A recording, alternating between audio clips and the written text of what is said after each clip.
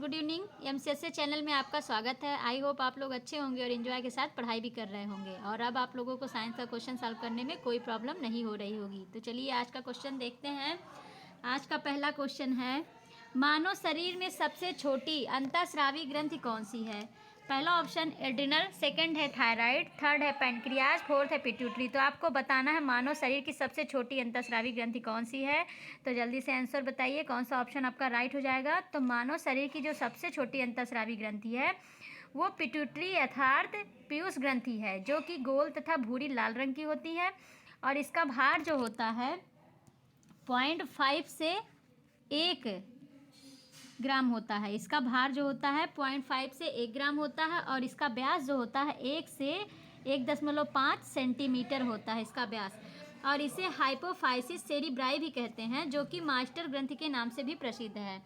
Master ग्रंथि क्यों कहते हैं? क्योंकि इसमें कई हार्मोन्स अन्य अंतःस्रावी ग्रंथियों का नियंत्रण करते हैं। तो इस प्रकार कौन सा ऑप्शन आपका राइट हो जाएगा? आपका ऑप्शन नंबर 4 जो है पिट्यूटरी, ये राइट हो जाएगा। नेक्स्ट क्वेश्चन देखते हैं, निम्नलिखित में से मनुष्य के शरीर में कौन सी ग्रंथि वाहिनीहीन है? पहला ऑप्शन यकृत, सेकंड है पसीने की ग्रंथि, थर्ड है अंतःस्रावी ग्रंथि, फोर्थ है गुर्दा। तो आपको बताना है कि मनुष्य के शरीर में कौन सी ग्रंथि है जो वाहिनीहीन है, जिसमें नलिका नहीं पाई जाती है। तो जल्दी से कमेंट कीजिए कौन सा ऑप्शन आपका राइट है। तो मनुष्य के शरीर में जो अंतःस्रावी ग्रंथियां होती हैं ये वाहिनीहीन या नलिका विहीन ग्रंथियां होती हैं और इनसे स्रावित जो पदार्थ होते हैं वो हार्मोन्स ऊतक द्रव्य से मुक्त होते हैं और रुधिर कोशिकाओं के रुधिर में पहुंचकर समस्त शरीर में संचालित होते हैं।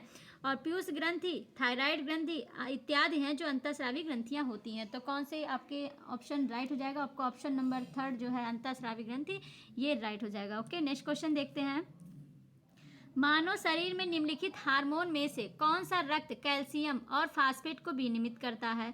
पहला ऑप्शन है ग्लूकेगान, सेकंड है वृद्धि कर हार्मोन्स, थर्ड है पैराथायराइड हार्मोन्स और फोर्थ है थायरॉक्सिन। तो आपको बताना है मानव शरीर में कौन सा हार्मोन्स है जो रक्त कैल्शियम और फास्फेट को विनियमित करता है। तो जल्दी से कमेंट कीजिए कौन सा ऑप्शन आपका राइट हो जाएगा।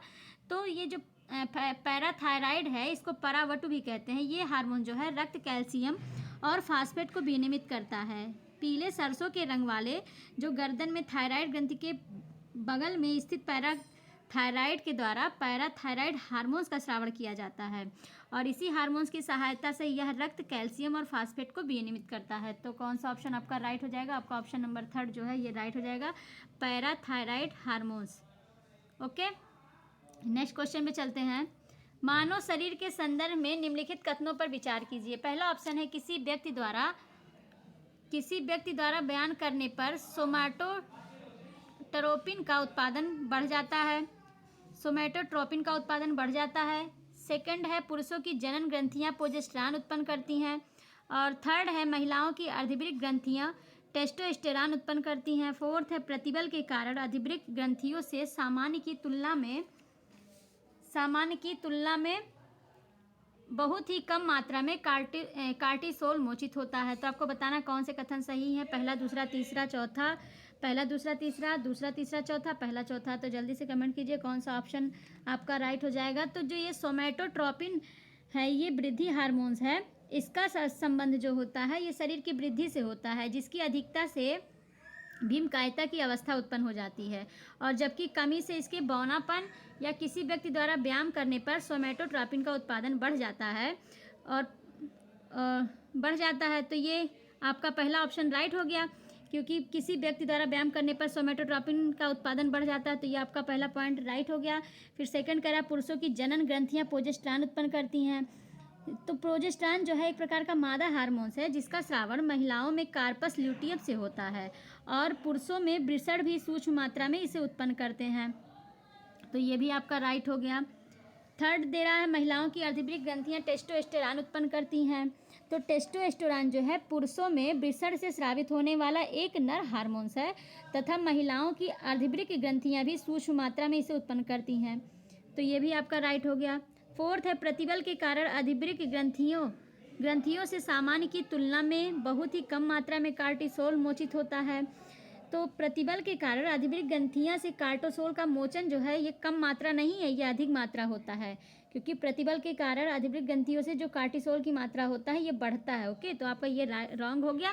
तीनों ऑप्शन आपका राइट है। किसी भी व्यक्ति द्वारा व्यायाम करने पर सोमेटोट्रोपिन का उत्पादन बढ़ जाता है और पुरुषों की जनन ग्रंथियां प्रोजेस्टेरॉन उत्पन्न करती हैं और महिलाओं की अधिवृक्क ग्रंथियां टेस्टोस्टेरोन उत्पन्न करती हैं। तो आपका कौन सा ऑप्शन राइट हो जाएगा? आपका ऑप्शन नंबर सेकंड जो है ये राइट हो जाएगा। 1 2 3 तीनों सही है। ओके, नेक्स्ट क्वेश्चन देखते हैं।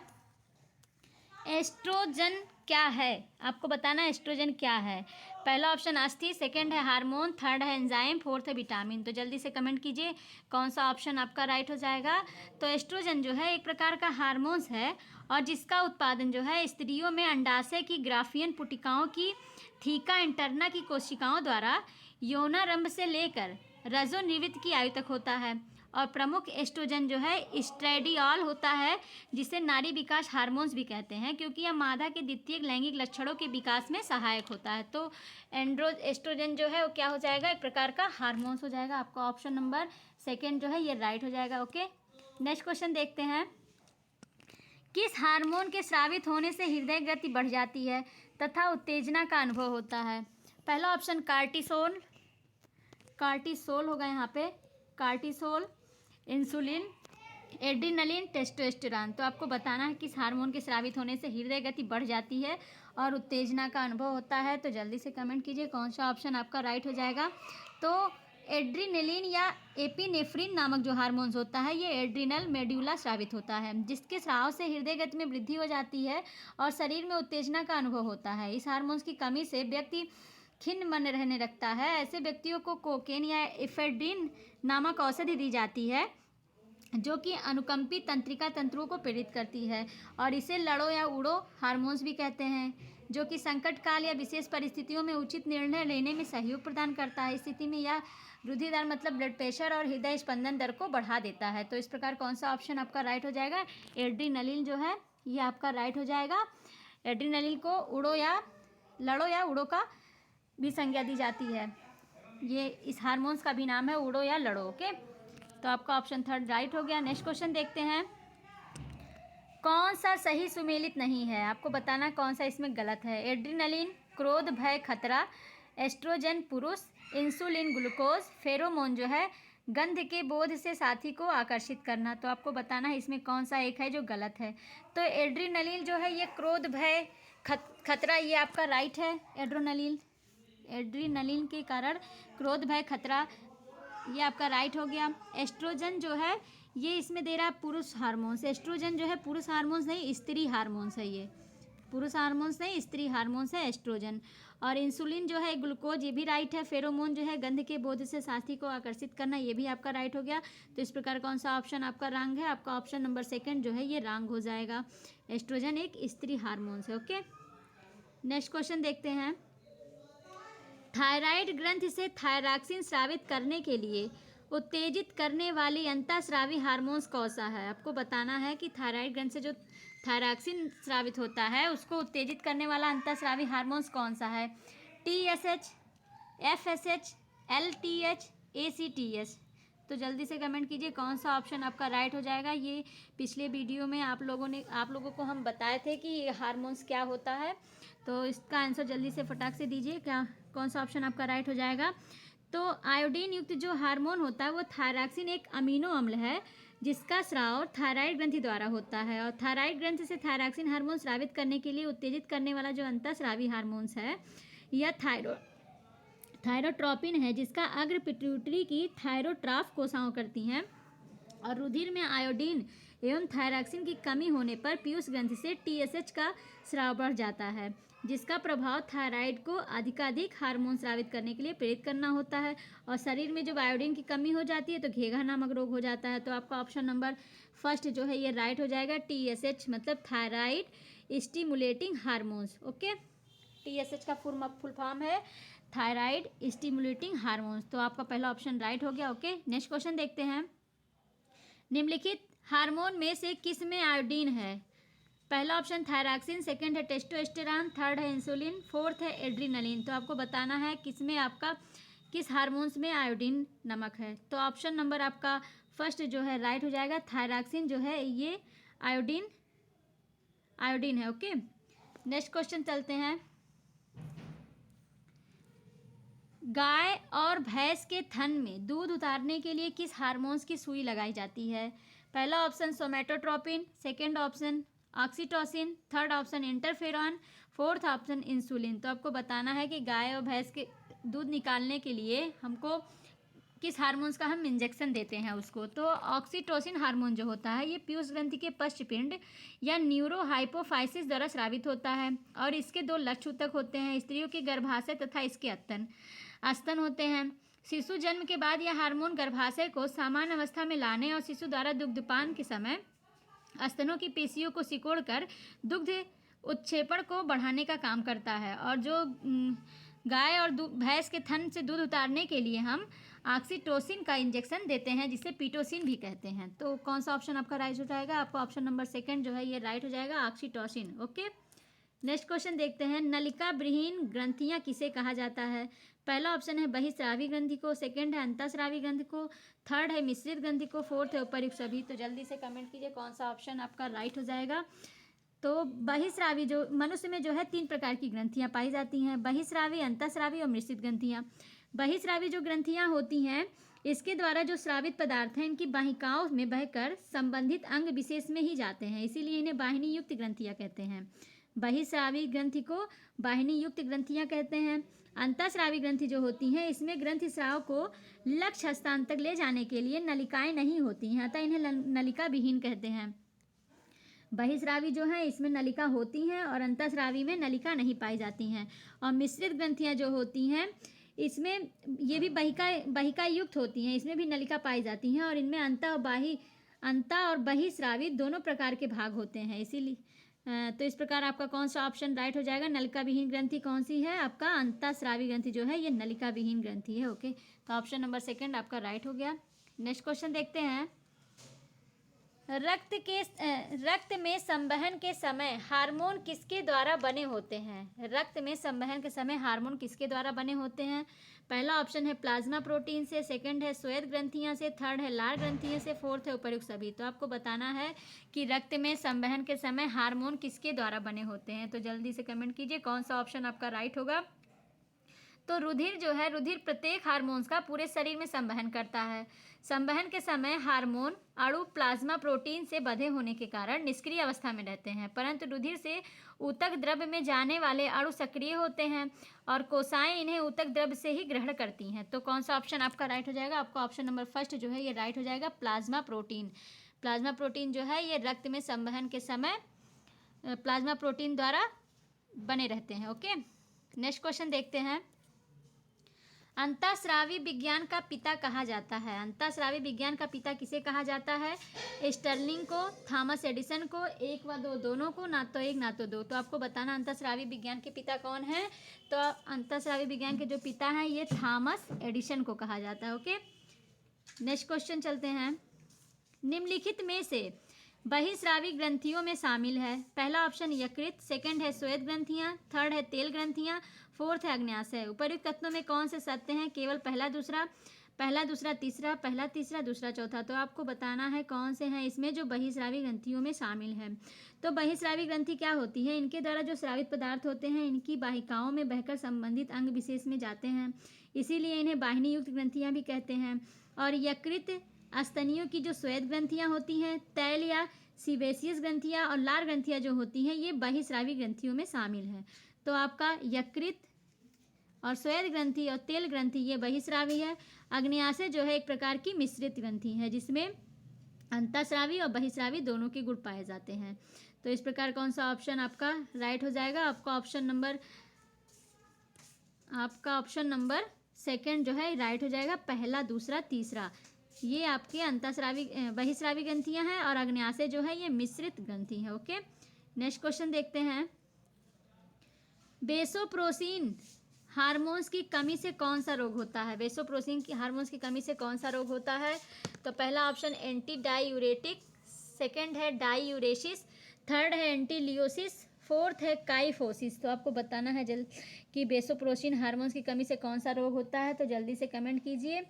तो वेसोप्रोसिन जो होता है इसे एंटी डाईयूरेटिक हार्मोन्स भी कहते हैं, इसे एडीएच भी कहते हैं, एंटी डाईयूरेटिक हार्मोन्स एडीएच कहते हैं। एडीएच जो है वृक्क की वाहिनियों एवं कोशिकाओं में जल के अवशोषण को नियंत्रित करता है और जल अवशोषण को बढ़ाकर मूत्र के आयतन को कम करता है। इसी कारण इसे मूत्ररोधी या एंटी डाईयूरेटिक भी कहते हैं। और इसकी कमी होने पर मूत्र के साथ पानी की अधिक मात्रा निकलने लगती है, जिससे मूत्र पतला और रुधिर गाढ़ा हो जाता है। इससे रुधिर दाब कम हो जाता है और इस रोग को मूत्रलता या डायूरेसिस कहते हैं। इसे ऊहक मेह रोग भी कहते हैं, जिससे बार बार यूरिन आता है और शरीर में अत्यधिक पानी निकल जाता है। इसकी अधिकता होने पर मूत्र गाढ़ा व रुधिर पतला हो जाता है तथा रुधिर का दाब बढ़ जाता है। तो इस प्रकार कौन सा ऑप्शन आपका राइट हो जाएगा? आपका ऑप्शन नंबर सेकंड जो है राइट हो जाएगा, डायूरेसिस। डायूरेसिस वेसोप्रेसिन हार्मोन की कमी से डायूरेसिस नामक रोग हो जाता है। नेक्स्ट क्वेश्चन देखते हैं। किस रोग में थायराइड ग्रंथि नष्ट हो जाती है? पहला ऑप्शन हाशिमोटो, सेकंड घेघा, थर्ड है 1 व 2 दोनों, फोर्थ है ना तो 1 ना तो 2। तो आपको बताना है कि किस रोग में थायराइड ग्रंथि नष्ट हो जाती है। तो जल्दी से कमेंट कीजिए कौन सा ऑप्शन आपका राइट हो जाएगा। तो हाशिमोटो रोग जो होता है, इस अवस्था में थायराइड ग्रंथि का स्राव इतना कम हो जाता है कि स्राव को बढ़ाने के लिए दी गई औषधियाँ शरीर में विष का काम करने लगती हैं और इनको नष्ट करने के लिए शरीर में प्रतिविष बनने लगती है, जो थायराइड को नष्ट कर देते हैं। इसे एंटी यूमिन रोग या थायराइड की आत्महत्या भी कहते हैं। तो इस प्रकार कौन सा ऑप्शन आपका राइट हो जाएगा? आपका ऑप्शन नंबर फर्स्ट जो है ये राइट हो जाएगा। हाशिमोटो रोग जो है थायराइड ग्रंथ नष्ट हो जाती है। ओके, नेक्स्ट क्वेश्चन देखते हैं। वयस्क मानव शरीर में लगभग कैल्शियम की मात्रा होती है 5 किलो, 3 केजी, 1 केजी, 2 केजी। तो आपको बताना है कि वयस्क मानव शरीर में लगभग कैल्शियम की कितनी मात्रा होती है। तो खनिज तत्वों में कैल्शियम की जो मात्रा है शरीर में सबसे अधिक होती है और वयस्क मानव शरीर में लगभग 1 किलोग्राम कैल्शियम होता है और इसका 99% अंश जो होता है ये हड्डियों में होता है। 99% अंश जो होता है ये हड्डियों में होता है और रक्त में कैल्शियम की जो आदर्श मात्रा को बनाए रखने का काम विटामिन डी और पैराथार्मोन मिलकर करते हैं। तो इस प्रकार कौन सा ऑप्शन आपका राइट है? आपका ऑप्शन नंबर थर्ड जो है 1 केजी ये राइट हो जाएगा। वयस्क मानव शरीर में लगभग 1 किलोग्राम कैल्शियम की मात्रा होती है। ओके, नेक्स्ट क्वेश्चन देखते हैं। किस हार्मोन के अधिक स्राव से कुशिंग रोग हो जाता है?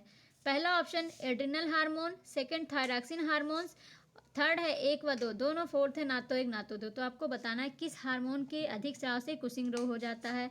तो जल्दी से कमेंट कीजिए कौन सा ऑप्शन आपका राइट हो जाएगा।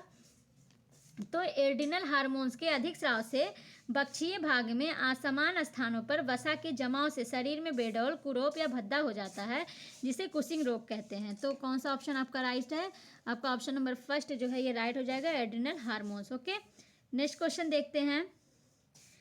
निषेचन की क्रिया कहाँ पर होती है? पहला ऑप्शन गर्भाशय में, सेकंड ऑप्शन अंडवाहिनी में, थर्ड ऑप्शन अंडग्रंथि में, फोर्थ है योनि मार्ग में। तो आपको बताना है निषेचन या फर्टिलाइजेशन की क्रिया कहाँ होती है। तो निषेचन की जो क्रिया होती है यह अंडवाहिनी में संपन्न होती है। यहाँ नर युग्मक जिसे शुक्राणु और मादा युग्मक अंडाणु में निषेचन क्रिया के द्वारा युग्मनज का निर्माण होता है, जो कि द्विगुणित होती है और विकास कर शिशु का निर्माण करते हैं। मनुष्य में जन्म के समय निषेचन के बाद 266 दिन या 38 सप्ताह होता है। तो इस प्रकार कौन सा ऑप्शन आपका राइट हो जाएगा? आपका ऑप्शन नंबर सेकंड जो है ये राइट हो जाएगा। निषेचन की क्रिया अंडवाहिनी में होती है। ओके, नेक्स्ट क्वेश्चन देखते हैं। मादा जनन पथ में पहुंचने के पश्चात मानव शुक्राणु अपने निषेचन क्षमता सुरक्षित रखते हैं 2 मिनट के लिए, 20 मिनट के लिए, 90 मिनट के लिए, 1 से 2 दिनों के लिए। तो आपको बताना है कि मादा जनन पथ में पहुंचने के बाद जो मानव शुक्राणु हैं अपने निषेचन क्षमता कितने दिन तक सुरक्षित रखते हैं या कितने मिनट सुरक्षित रखते हैं। तो मानव जनन पथ में पहुंचने के बाद जो शुक्राणु है वो अपनी निषेचन क्षमता सामान्यतः 48 से 72 घंटे सुरक्षित रखते हैं। तो आपका कौन सा ऑप्शन राइट हो जाएगा? आपका ऑप्शन नंबर फोर्थ जो है राइट हो जाएगा, 1 से 2 दिनों के लिए। ओके, नेक्स्ट क्वेश्चन देखते हैं। मानव में शरीर के निम्नलिखित भागों में से किस एक में शुक्राणु डिंब को निषेचित करता है? पहला ऑप्शन गर्भाशय ग्रीवा, सेकंड है डिंबा वाहिनी नली, थर्ड है गर्भाशय का निचला भाग, फोर्थ है गर्भाशय का ऊपरी भाग। तो आपको बताना है कि मानव शरीर में कौन सा भाग है जो शुक्राणु डिंब को निषेचित करता है। तो प्रत्येक अंडाशय से एक एक नलिका शुरू होती है, जिसका दूसरा सिरा जो है गर्भाशय से जुड़ा रहता है, इसे ही अंडवाहिनी कहते हैं। और यह अंडाणु को गर्भाशय में पहुंचाती है। जब अंडाणु अंडाशय से देहगुआ में आता है तो यह पूर्ण परिपक्व नहीं होता है और इसका शेष परिपक्व जो होता है अंडवाहिनी में ही हो जाता है। और निषेचन की क्रिया भी अंडवाहिनी में ही होती है। मादा जनन पथ में पहुंचने के बाद नर शुक्राणु अपनी निषेचन क्षमता 2 दिनों तक सुरक्षित रख सकते हैं। तो इस प्रकार पुरुष का जो शुक्राणु है ये महिला के डिंब को डिंब वाहिनी नली में निषेचित करता है। तो आपका कौन सा ऑप्शन राइट हो जाएगा? आपका ऑप्शन नंबर 2 जो है ये राइट हो जाएगा, डिंब वाहिनी नली। ओके, नेक्स्ट क्वेश्चन देखते हैं। निम्न पर विचार कीजिए। पहला है यह मानव शरीर की दूसरी सबसे बड़ी ग्रंथि है। दूसरा है इसका रस एक विशेष प्रकार की कोशिकाओं से स्रावित होता है तथा क्षारीय होता है। तीसरा है इसके रस को पूर्ण पाचक रस कहा जाता है। बताना है कि यह गुण विशिष्ट है, मतलब किसकी बात कर रहा है, किस ग्रंथ की बात कर रहा है। तो पहला ऑप्शन यकृत, सेकंड है प्लीहा, थर्ड है अग्न्याशय, फोर्थ है लार ग्रंथि। तो आप जल्दी से कमेंट कीजिए कौन सा ऑप्शन आपका राइट हो जाएगा। तो यकृत जो है मानव शरीर की सबसे बड़ी ग्रंथि होती है और ये अग्न्याशय जो है ये दूसरी सबसे बड़ी ग्रंथि है। तो आपका पहला ऑप्शन राइट है। और इसका रस एक विशेष प्रकार की कोशिकाओं से स्रावित होता है और क्षारीय होता है। तो अग्न्याशय से अग्न्याशी रस स्रावित होता है जो क्षारीय होता है और इसके रस को पूर्ण पाचक रस भी कहा जाता है। तो इस प्रकार आपका सेकंड और थर्ड दोनों कूट सही हो गया। तो कौन सा ऑप्शन आपका राइट है? ये किसकी बात कर रहा है? अग्न्याशय की बात कर रहा है। आपका ऑप्शन नंबर 3 जो है ये राइट हो जाएगा, अग्न्याशय। ओके, नेक्स्ट क्वेश्चन देखते हैं। प्रतिवर्ती क्रियाओं का पता सर्वप्रथम किसने लगाया था? प्रतिवर्ती क्रियाओं का पता सर्वप्रथम किसने लगाया था? हैक्सले, सेकंड है मार्शल हॉल, थर्ड है 1 व 2 दोनों, फोर्थ है ना तो 1 ना तो 2। तो आपको बताना है कि प्रतिवर्ती क्रिया का पता किसने लगाया था। तो प्रतिवर्ती क्रिया क्या होता है कि मनुष्य जो दैनिक जीवन में कुछ क्रियाएं अचानक किसी बाह्य उद्दीपन के फलस्वरूप बिना मस्तिष्क की जानकारी के हो जाते हैं। जैसे किसी सांप को अचानक देखते ही एकाएक कूद कर पीछे हट जाना। तो यहाँ सांप ने जो है ये बाह्य उद्दीपन का कार्य किया और चौंक कर कूदना एक अनैच्छिक क्रिया हुई, जिसके लिए मस्तिष्क को पहले से सूचना नहीं होती है और इससे मस्तिष्क तक संदेश जाने और मस्तिष्क द्वारा उस पर विचार करने या आदेश देने में तो देरी हो सकती है, जिससे हमको सांप काट भी सकता है। तो मनुष्य ने इस प्रकार की क्रियाओं को तत्काल क्रियान्वित करने का कार्य जो है ये मेरुरज्जु करता है। और कुछ इसी प्रकार और भी उदाहरण है, जैसे नाक में किसी पदार्थ के घुस जाने से अचानक छींक आने लगता है, भोजन को देख के मुंह में पानी आने लगता है, धमाका या गाड़ी का हॉर्न सुन के हम लोग अचानक चौंक जाते हैं। ये सब जो क्रियाएं हैं ये अनैच्छिक क्रियाएं हैं, जिसे प्रतिवर्ती क्रिया भी कहते हैं। और इस क्रिया का जो पता सबसे पहले किया था ये मार्शल हॉल ने किया था।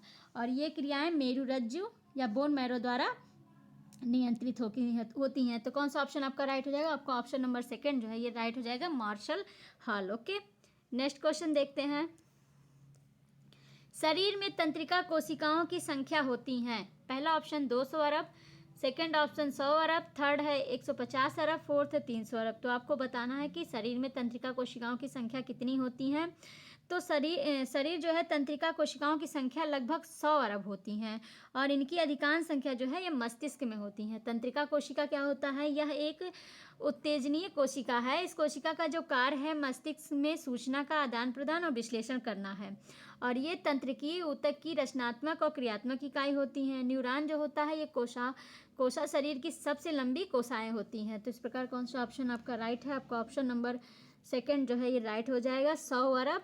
इसको हम 10 पर 11 भी कह सकते हैं। ओके, नेक्स्ट क्वेश्चन देखते हैं और आज का लास्ट क्वेश्चन। भारत में सर्वप्रथम हृदय परिवर्तन किसने किया था?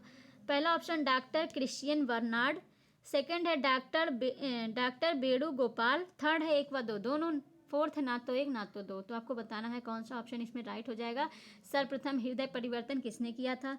तो भारत में जो पहला हृदय प्रत्यार्पण था वो 3 अगस्त 1994 को दिल्ली स्थित अखिल भारतीय आयुर्विज्ञान संस्थान में सर्जन पी वेणुगोपाल ने किया था। और इस सफल सर्जरी में 20 सर्जन ने योगदान दिया था और 59 मिनट में यह सर्जरी की गई थी। यह सर्जरी जो है देवी राम नामक व्यक्ति पर की गई थी और सर्जरी के बाद ये 15 साल तक जीवित रहे। तो कौन सा ऑप्शन आपका राइट होगा? आपका ऑप्शन नंबर 2 जो है ये राइट हो जाएगा। भारत में सबसे पहले हृदय परिवर्तन जो किया गया था ये डॉक्टर वेणुगोपाल ने किया था। तो इस प्रकार फ्रेंड आज का क्वेश्चन आप लोगों को पसंद आया होगा और अब आप लोग इंजॉय के साथ क्वेश्चन भी सॉल्व किए होंगे। तो आज के लिए बस इतना ही। अब मिलते हैं नेक्स्ट वीडियो में, तब तक के लिए thank you so much all friends.